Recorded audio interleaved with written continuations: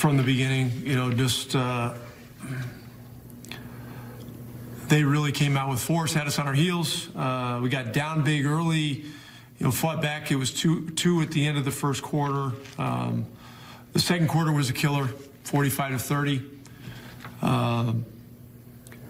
The third quarter, we had a group in there that, with really just hard, unselfish play, went on a strong run. I think it was 15-2 and got us within 8. And then, we had some chances to get it under 6 a couple of times, I think, and we're unable to do it.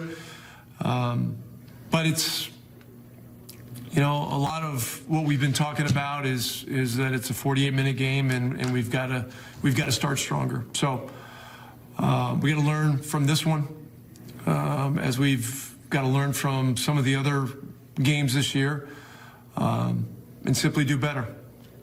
Tim McMahon.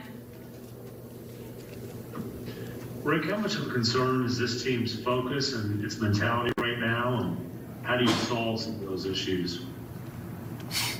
Yeah, there's been some soul searching over the last 5 games. We've talked about some things. We haven't had much practice time. We'll be able to have a practice on Tuesday. Of course there's concern. But I think this game brings the issues into a sharper focus. And, we've got to get ourselves back on track just from a process standpoint. Forget about wins and losses. We've got to win games. That's our job, is to win games. But the process of how we do it and is really important. And that's, that's hard physical and mental disposition to start the game. And really, it's both ends of the floor. It's not just defense and rebounding. Offensively, you've got to play with force too. So give Sacramento credit. They came in here, on a long losing streak. They decided they were going to throw their best game at us. They did, and they ended up getting the win. Brad? Yeah, Rick, during that third quarter run, the guys on the sideline, which included, a lot of the starters, were up along the baseline, up along the edge of the court, really into it. And it seemed like there was an overall urgency. And I wonder if sometimes you ask yourself, why isn't that urgency showing earlier in the game and before you get down by 21 points? Yeah, it's a great question. And it's coming more and more into focus, and that's really the essence of where we are. Every game must be treated as a playoff game.